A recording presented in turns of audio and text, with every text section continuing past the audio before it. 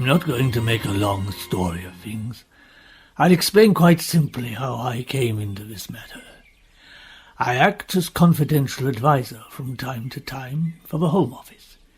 I'm also in touch with certain institutions. There are certain establishments which, in the event of crime, provide board and lodging for certain types of people.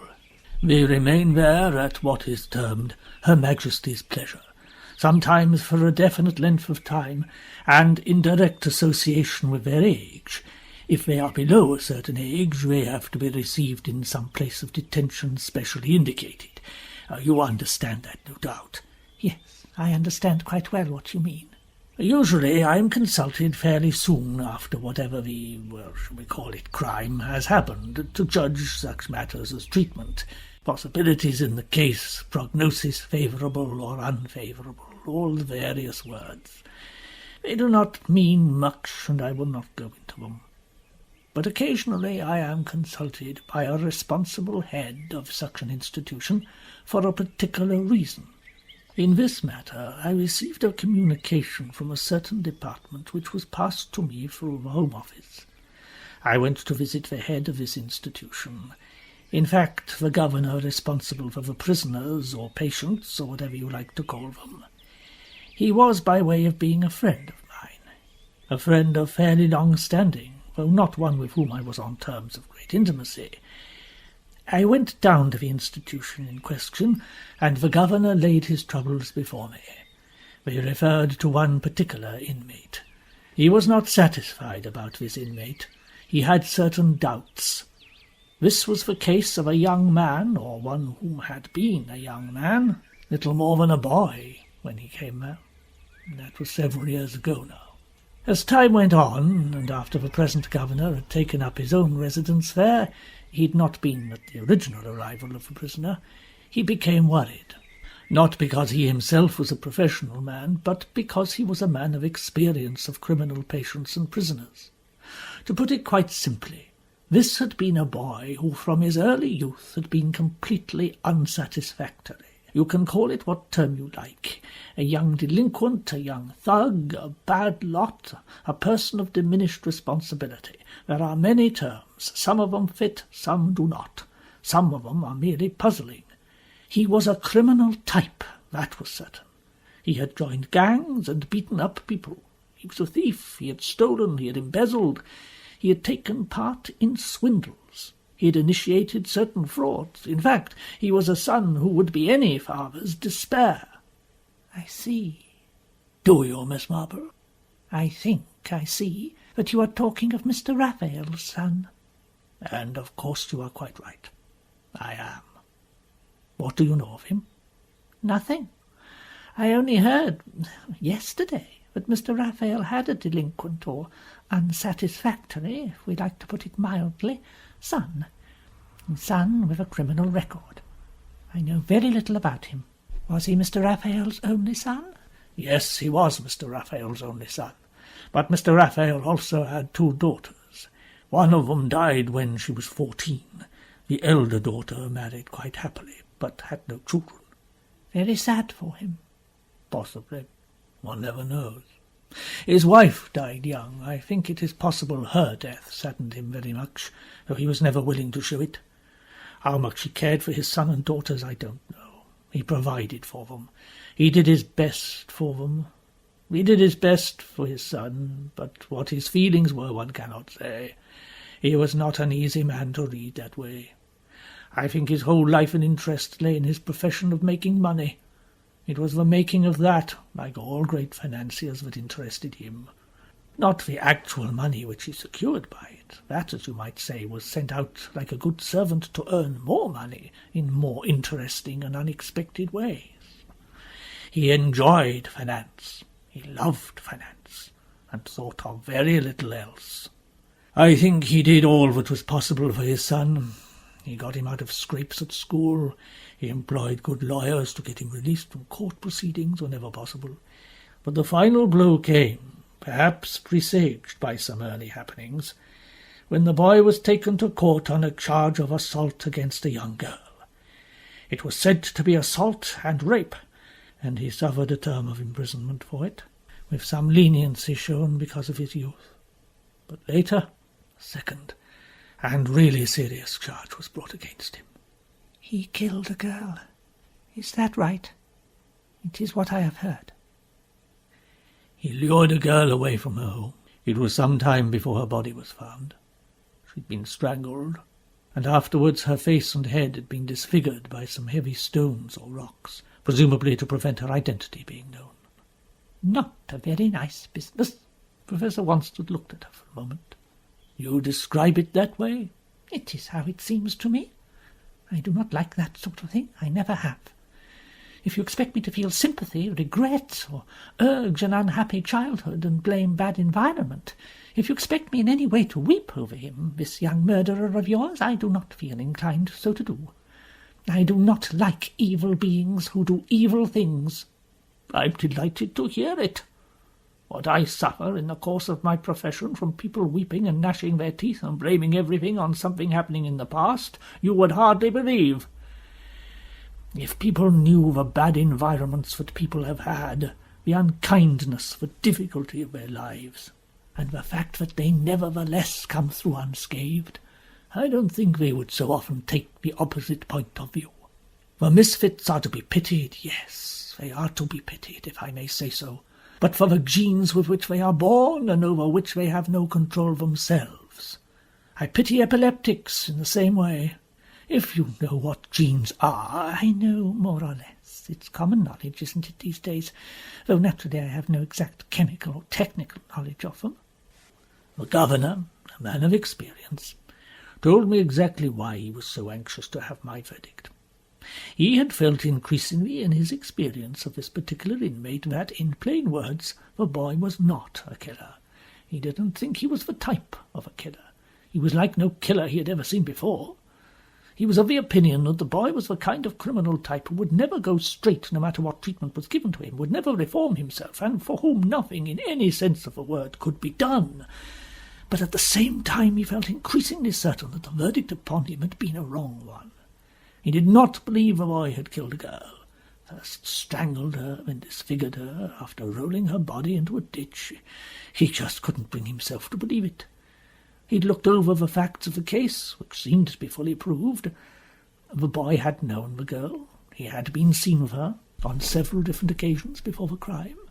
They had presumably slept together, and there were other points. His car had been seen in the neighbourhood. He himself had been recognized, etc. A perfectly fair case. But my friend was unhappy about it. He was a man who has a strong sense of justice. He wanted a different opinion. He wanted not the police side, which he knew. He wanted a professional medical view. My field, he said. My line of country entirely. Very interesting, yes. I call that very interesting. After all, your friend, your governor, was a man of experience and a man who loved justice. He was a man whom you'd be willing to listen to. Presumably, then, you did listen to him. Yes, I was deeply interested. I saw the subject, as I would call him, and I approached him from several different attitudes. I talked to him, I discussed various changes likely to occur in the law. I told him it might be possible to bring down a lawyer, a Queen's Counsel, to see what points might be in his favour, and other things. I approached him as a friend, but also as an enemy, so that I could see how he responded to different approaches. And I also made a good many physical tests, such as we use frequently nowadays. I will not go into those of you, they're wholly technical. Then what did you think in the end, Professor Wanstead? I did not think that Michael Raphael was a murderer. But what about the earlier case you mentioned? Told against him, of course. Not in the jury's mind, because of course they did not hear that until after the judge's summing up. But certainly in the judge's mind. It told against him. But I made a few inquiries myself afterwards. He had assaulted a girl.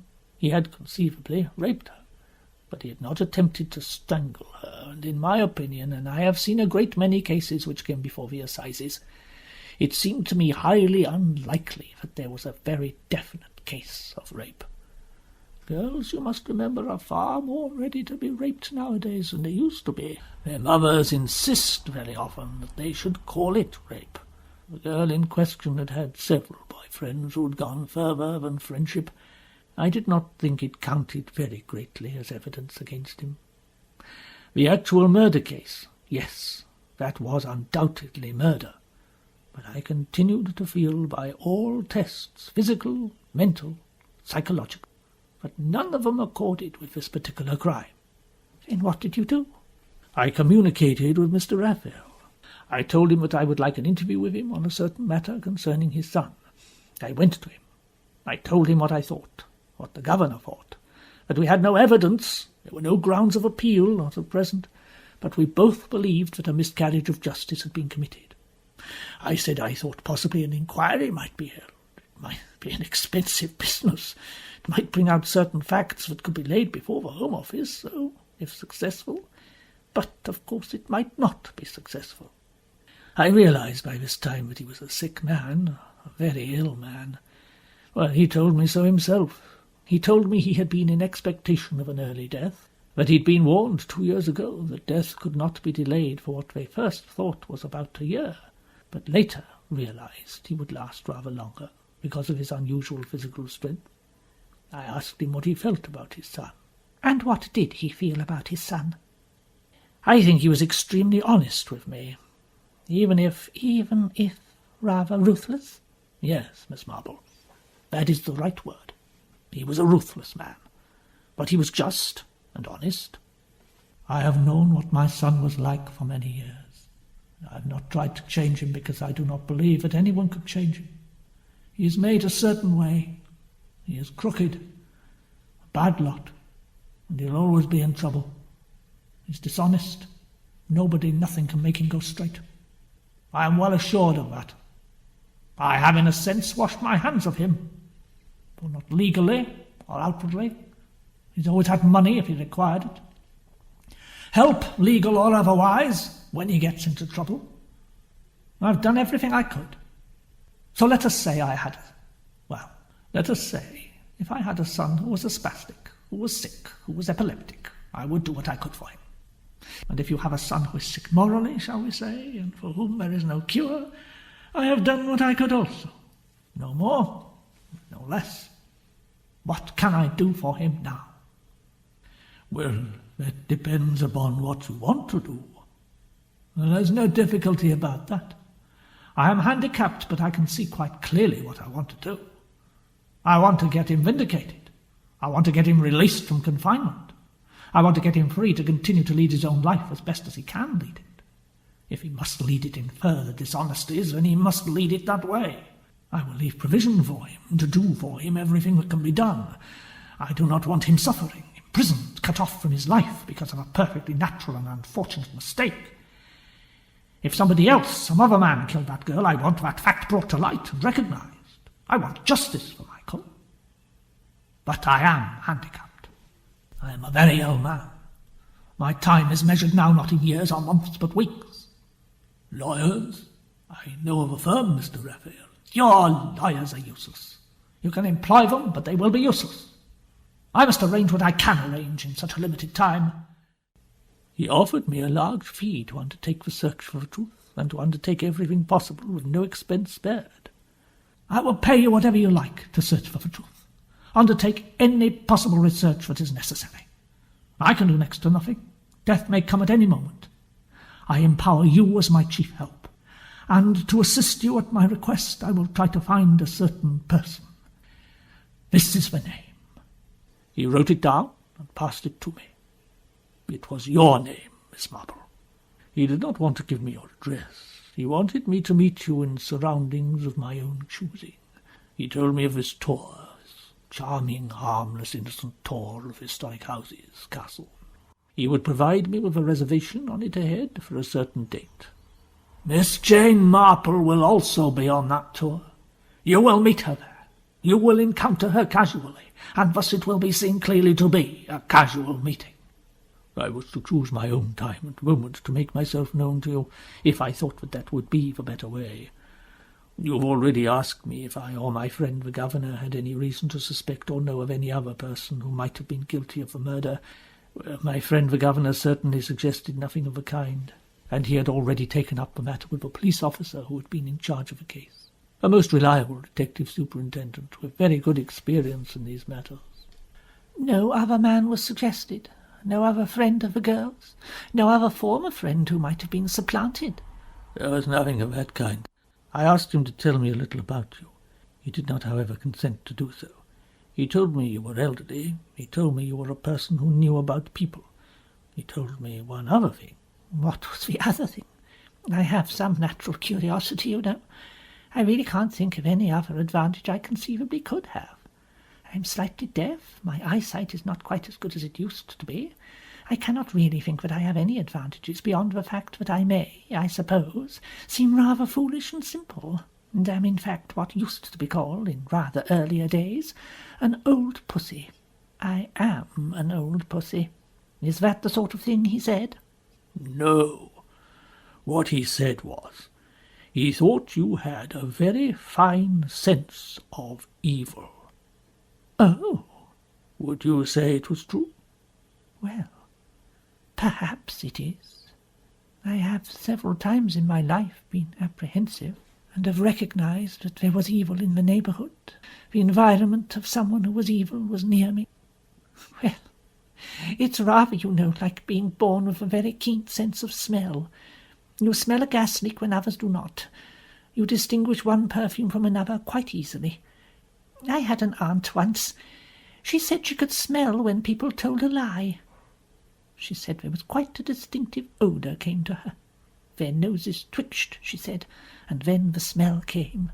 I don't know if it was true or not, but, well, on several occasions she was quite remarkable. She said to my uncle once, "Don't, Jack, engage that young man you were talking to this morning. He was telling you lies the whole time he was talking, and it turned out to be quite true." A sense of evil. Well, if you do sense evil, tell me. I shall be glad to know. I don't think I have a particular sense myself. Ill health, yes, but not evil. I'd better tell you briefly how I came into things. I was to go on this tour, and presumably in the course of it some other indication or hint or clue or direction would come to me. And I think it did, yesterday. No, the day before. I was received on my arrival here by 3 ladies who live at the old manor house. They very kindly extended an invitation to me. They had heard from Mr. Raphael, they said, who had written some time before his death, saying that a very old friend of his would be coming on this tour, and would they be kind enough to put her up for 2 or 3 days, as he thought she was not fit to attempt the particular ascent of this rather difficult climb up the headland to where there was a memorial tower, which was the principal event of yesterday's tour. And you took that also as an indication of what you were supposed to do? Of course. He was not a man to shower benefits for nothing out of compassion for an old lady, not good at walking up hills. No, he wanted me to go there. And you went? What then? Nothing. 3 sisters. 3 weird sisters? They ought to have been, but I don't think they were. They didn't seem to be anyway. I don't know yet. Well, they seem ordinary enough. They didn't belong to this house. It had belonged to an uncle of theirs, and they'd come to live there some years ago. They're in rather poor circumstances, but they are amiable, not particularly interesting, all slightly different in type. They do not appear to have been well acquainted with Mr. Raphael. Any conversation I had with them appears to yield nothing. So you learnt nothing during your stay? I learnt the facts of the case you've just told me, but not from them. From an elderly servant who started her reminiscences dating back to the time of the uncle. She knew of Mr. Raphael only as a name, but she was eloquent on the theme of the murder. It had all started with a visit here of the son of Mr. Raphael, who was a bad lot, and of how the girl had fallen in love with him, and that he had strangled her, and how sad and tragic and terrible it all was. She told it with bells on, you might say. Plenty of exaggeration, but it was a nasty story. And she seemed to believe that the police view was that this hadn't been his only murder. It didn't seem to you to connect up with the 3 weird sisters? No, only that they'd been the guardians of the girl, and had loved her dearly, but no more than that. They might know something about another man. Yes, that is what we want, isn't it? The other man. A man of brutality, who would not hesitate to bash in a girl's head after he killed her. The kind of man who could be driven frantic with jealousy. There are men like that. No other curious thing happened at the old manor? Not really. One of the sisters, the youngest, I think, kept talking about the garden. She sounded as though she were a very keen gardener, but she couldn't be because she didn't know the names of half of the things. I laid a trap or two for her, mentioning special rare shrubs and saying did she know it. Yes, she said. Wasn't it a wonderful plant? I said it was not very hardy, and she agreed, but she didn't know anything about it. Oh, that reminds me. Reminds you of what? Oh, you'll think I'm just silly about gardens and plants, but one does know things about them, I mean. Oh, I know a few things about birds, and I know some things about gardens. I gather it's not birds but gardens that are troubling you. Yes. Have you noticed two middle-aged women on this tour? Miss Barrow and Miss Cook. Yes, I've noticed them. A pair of middle-aged spinsters travelling together. That's right. Well, I found out something odd about Miss Cook. That is her name, isn't it? On the tour. She has another name? I think she's the same person who visited me. Well, I shouldn't say visit exactly, but she was outside my garden fence in St. Mary Mead, where I live, and she expressed pleasure at my garden and talked about gardening with me. Told me she was living in the village and working in somebody's garden. Somebody had moved into a new house there. Yes, I rather think that the whole thing was a pack of lies. And again, she knew nothing about gardening. She pretended to, but she did not. Now she's here. Why do you think she came here? I've no idea. She said her name was Bartlett then, and the name of a woman she said she was living with began with H. I can't remember it for the moment. Her hair was not only differently done, but it was a different colour, and her clothes were of a different style. I didn't recognise her at first. I just wondered why her face was vaguely familiar. And then suddenly it came to me, because of the dyed hair. I said where I had seen her before, and she admitted that she'd been there, but pretended that she, too, hadn't recognised me. All lies. What is your opinion about all that? Miss Cook came to St. Mary Mead to have a look at me, so she was quite sure to be able to recognise me when we met again. And why was that felt to be necessary? There are two possibilities, and I'm not sure that I like either of them very much. Well, I don't know that I like it very much either. I don't like what happened to Elizabeth Temple. You talked to her during the trip? Yes, and when she's better I would like to talk to her again. She could tell us things about the girl who was murdered.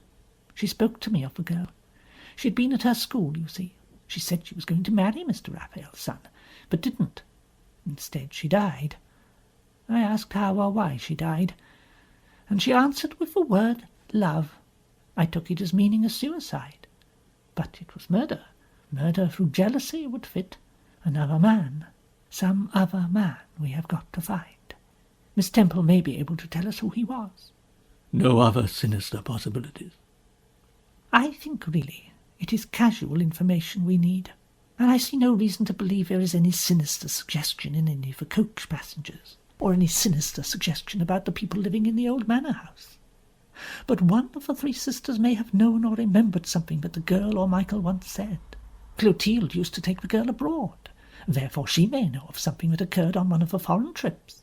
Something that the girl said or mentioned or did on the trip. Some man she met. Something which has nothing to do with the old manor house here.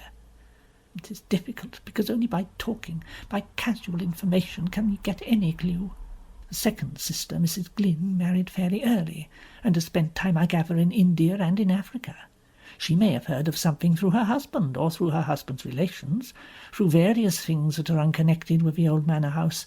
She knew the murdered girl, presumably, but I should think she knew her much less well than the other two. But that does not mean that she may not have some significant facts. The third sister is more scatty, more localized, does not seem to have known the girl as well. But still she too may have information about possible lovers or boyfriends. She may have seen the girl with an unknown man. Oh, that is her, passing the hotel now. Miss Marple, however occupied by her tete-a-tete, had not relinquished the habits of a lifetime. A public thoroughfare was always to her an observation post. All the passers-by, either loitering or hurrying, had been noticed automatically. Anthea Bradbury, Scott, the one with the big parcel. She's going to the post office, I suppose. It's just round the corner, isn't it? She looked a bit daft to me. All that floating hair, grey hair, too. A kind of Ophelia of 50. I thought of Ophelia too when I first saw her. Oh dear, I do wish I knew what I ought to do next. Stay here at the Golden Boar for a day or two, or go on with the coach tour.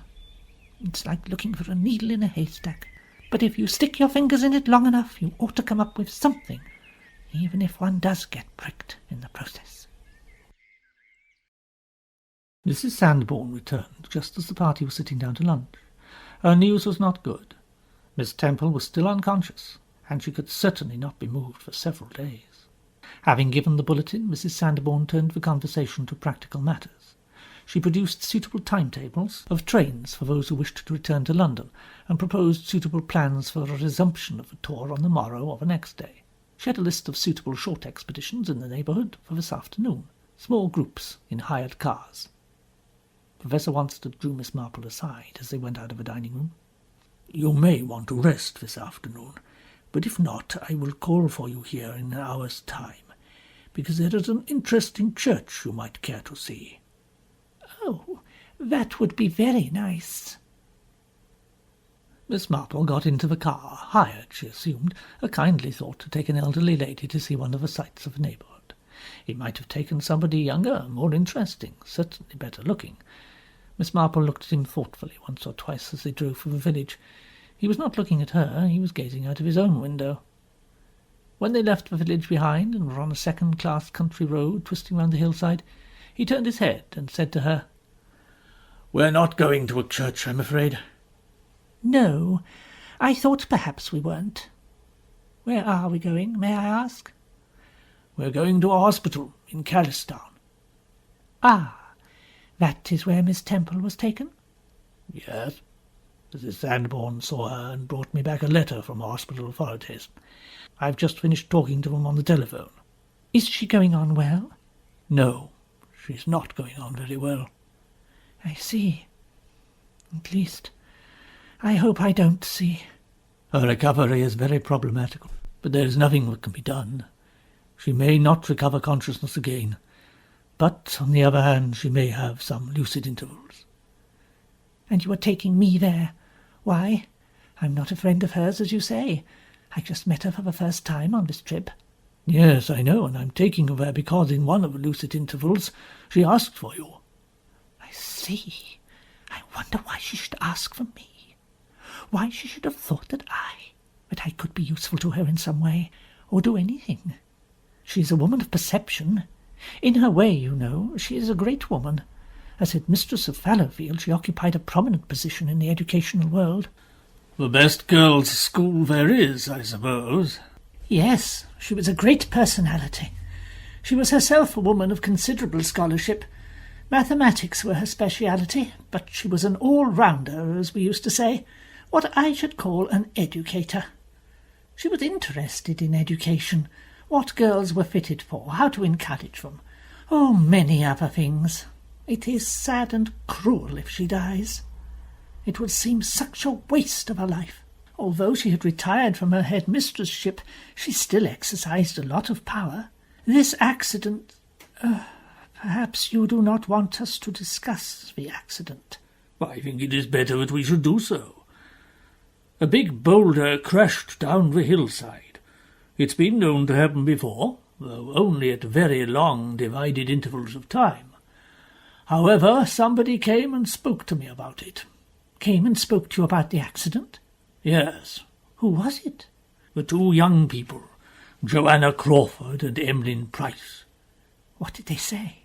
"Joanna told me she was under the impression there was someone on the hillside, rather high up. She and Emmeline were climbing up from the lower main path, following a rough track that winds round the curve of the hill. But as they turned a corner, she definitely saw, outlined against the skyline, a man or a woman who was trying to roll a big boulder forward, along the ground. The boulder was rocking, and finally it started to roll, at first slowly, then gathering speed down the hillside. Miss Temple was walking along the main path below, and had come to a point just underneath. That is where the boulder hit her. So, if they are right, it was done deliberately. And, of course, it might not have succeeded. It might have missed her. But it did succeed. And if what was being attempted was a deliberate attack on a woman walking below, it succeeded only too well. Was it a man or a woman they saw? Unfortunately, Joanna Crawford could not say. Whoever it was wearing jeans or trousers and had a lurid polo-neck sweater in red, black checks. The figure turned and moved out of sight almost immediately. She is inclined to think it was a man, but she cannot be certain. And she thinks, or you think too, that it was a deliberate attempt on Miss Temple's life. The more she mulls it over, the more she thinks that is exactly what it was. And the boy agrees. You have no idea who it might be? None. No more have they. It might be one of our fellow travellers, someone who went for a stroll that afternoon, or it might be somebody completely unknown, who knew that the coach was making a halt there and chose that place to make an attack. We do not even know if Miss Temple was the intended victim. It could have been some youthful lover of violence for violence's sake, or it might have been an enemy. Well, it seems very melodramatic if one says a secret enemy. Yes, it does. But who would want to kill a retired and respected headmistress? That is a question we want answered. It's possible, faintly possible, Miss Temple might be able to tell us herself. She might even have recognized the figure above, or she might more likely have known of someone who bore her ill will, for some special reason. Yes, it does seem unlikely. A headmistress, known to a great many people. They have, shall we say, passed through her hands. A lot of girls, you mean, have passed through her hands? Well, yes, girls and their families. A headmistress must have knowledge of many things. Romances, for instance, that girls might indulge in, unknown to their parents. It happens, you know. It happens very often, especially in the last 10 or 20 years. Girls are said to mature earlier, and physically that is true, though in a deeper sense of a word they mature late. Children, childish in the clothes they like to wear, childish with their floating hair. Even their miniskirts represent a worship of childishness. Their baby doll nightdresses, their gym slips and shorts, all children's fashions. They wish not to become adult, not to have to accept our kind of responsibility. And yet, like all children, they want to be thought grown up, and free to do what they think are grown-up things. And that leads sometimes to tragedy, sometimes to the aftermath of tragedy. Are you thinking of some particular case? Just, well, shall we say, letting possibilities pass through my mind. I cannot believe that Elizabeth Temple had a personal enemy, an enemy ruthless enough to wish to take an opportunity of killing her. What I do think. Would you like to make a suggestion, though, Miss Marple? Of a possibility? Well, I think I know or can guess what you are suggesting. You are suggesting that Miss Temple knew something, knew some fact, or had some knowledge that would be inconvenient, or even dangerous to somebody if it was known. Yes, I do feel that. In which case, it seems indicated that there is someone on our coach tour who recognized Miss Temple, or knew who she was, but who perhaps, after the passage of some years, was not remembered, or might not have even been recognized by Miss Temple. It seems to throw it back onto our passengers, does it not? That pullover, red and black checks, you said? Oh, yes, the pullover. What was it struck you about that? It is very noticeable. That is what your words led me to infer. Very mentionable. So much so that the girl Joanna mentioned it specifically. Yes. So what does that suggest? The trailing of flags. Something that will be seen, remembered, observed, and recognized. Yes. Yes, of course. A blind. When you describe a person you have seen, not at close hand, but from a distance, the first thing you do is describe their clothes, not their faces, not their walk, not their hands or their feet. A scarlet tam o' shanter, a purple cloak, a bizarre leather jacket, a pullover of brilliant reds and blacks. Something very recognizable, very noticeable. The object of it being that when that person removes that garment and gets rid of it, sends it by post in a parcel to some address, say, about 100 miles away, or thrusts it in a rubbish bin in a city, or burns it, or tears it up, or destroys it, she or he will be the one person modestly and rather drably attired who will not be suspected or looked at or thought of. It must have been meant, that scarlet and black check jersey, meant so that it will be recognized, though never seen again, on that particular person. That's a very sound idea. And as I have told you, Fallowfield is situated not very far from here, 16 miles, I think. So this is Elizabeth Temple's part of the world, a part she knows well, with people in it that know her. Yes, it widens the possibilities. I agree with you. And the attacker is more likely to have been a man than a woman, and the boulder, if it was done of intent, was sent on its course very accurately. Accuracy is more a male quality than a female one. On the other hand, there might easily have been someone on our coach or in the neighbourhood who saw Miss Temple in the street, a former pupil in past years, someone whom she herself might not recognise after a period of time, but the girl or woman would have recognised her, because a headmaster or headmistress of over 60 is not that unlike the same headmaster or headmistress at the age of 50. She is recognisable. Some woman who recognised her former mistress, and who knew that her mistress knew something damaging about her, someone who might in some way prove a danger to her. Oh, I myself do not know this part of the world at all. Have you particular knowledge of it? No. I could not claim a personal knowledge of this part of the country. I know only professional interest. A series of murders took place here, but a good many years ago. There's nothing unusual in that. You can say the same of many places in England and Wales. These things seem always to go in a series. First a girl was found assaulted and murdered, then another girl not so far away, then something of the same kind happens perhaps 20 miles away. The same pattern of death. 2 girls were reported missing from Jocelyn St. Mary itself. The one that we have been discussing, whose body was found 6 months later, many miles away, and who was last seen in the company of Michael Raphael. What of the other? Well, she was a girl called Nora Broad. Not a quiet girl with no boyfriends. Possibly with one boyfriend too many. Her body was never found. It will be, one day. There have been cases 20 years have passed. We've arrived. This is Caddistown, and there is the hospital. Shepherded by Professor Wanstead, Miss Marple entered.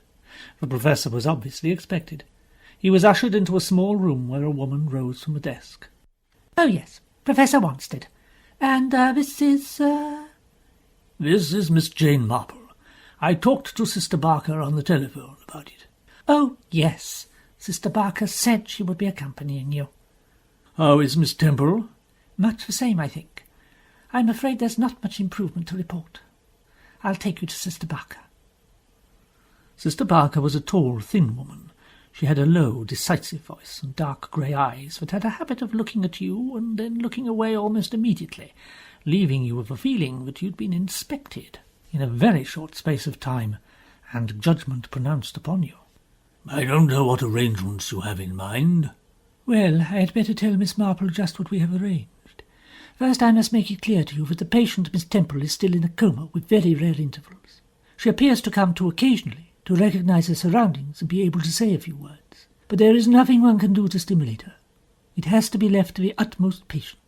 I expect Professor Wanstead has already told you that in one of her intervals of consciousness she uttered quite distinctly the words, Miss Jane Marple. And then, I want to speak to her. The doctor thought it advisable to get in touch with the other occupants of the coach, and Professor Wanstead came to see us and explained various matters and said he would bring you over. I am afraid that all we can ask you to do is to sit in the private ward where Miss Temple is. Perhaps be ready to make a note of any words she should say. If she does regain consciousness, that is. I am afraid the prognosis is not very helpful. To be quite frank, which is better, I think, since you are not a near relative and unlikely to be disturbed by the information, Doctor thinks that she is sinking fast, and she may die without recovering consciousness. There is nothing one can do to relieve a concussion. It is important that someone should hear what she says, and Doctor thinks it advisable that she should not see too many people around her if she does regain consciousness. There will be a nurse in the room, though not obviously so. That is, she will not be noticed from the bed. She will sit in a corner, shielded by a screen.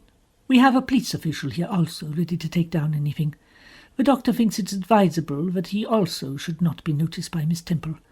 One person alone, and that possibly a person that she expects to see. That will not harm her, or make her lose knowledge of what she wants to say to you. I hope this is not too difficult a thing to ask of you. No, not at all. I am quite prepared to do that. I have a small notebook with me, and a biro pen that will not be in evidence. I can remember things by heart for a very short time, so I need not appear to be obviously taking notes of what she says. I am used to sick people. I have had a good deal to do with them in my time.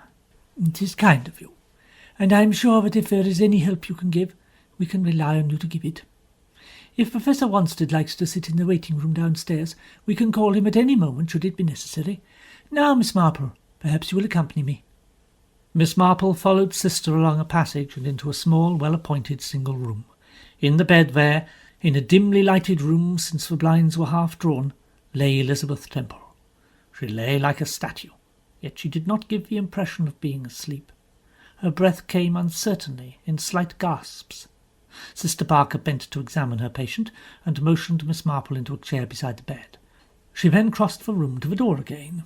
A young man with a notebook in his hand came from behind the screen. Doctor's orders, Mr. Reckitt. A nurse appeared. She had been sitting in the opposite corner of the room. Call me if necessary, Nurse Edmonds, and get Miss Marple anything she may need. Miss Marple loosened her coat. The room was warm. The nurse approached and took it from her. Then she retired to her former position.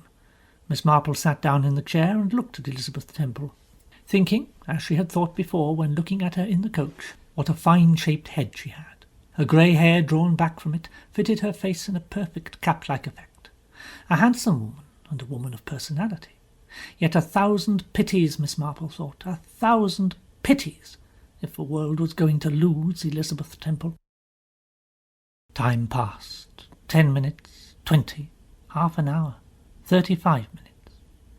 Then, suddenly, quite unexpectedly, as it were, a voice came, low but distinct, none of the resonance it had once held. Miss Marple? Elizabeth Temple's eyes were now open. They were looking at Miss Marple. They looked competent, perfectly sensible.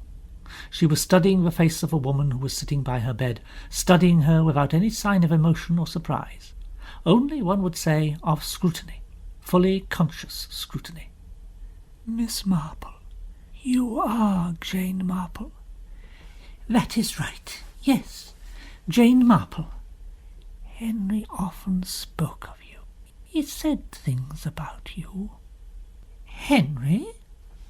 Henry Clithering, an old friend of mine, a very old friend. An old friend of mine also. Henry Clithering, yes. Her mind went back to the many years she had known him.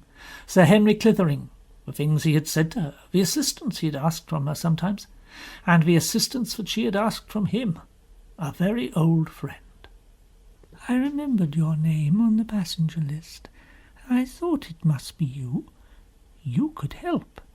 That's what Henry would say if he were here. He would say you might be able to help. To find out.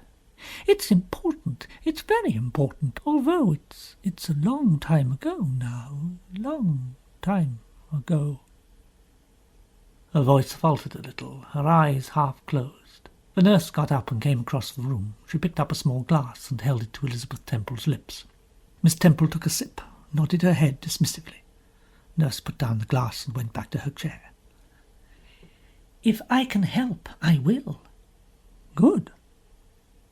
For 2 or 3 minutes she lay there with her eyes closed.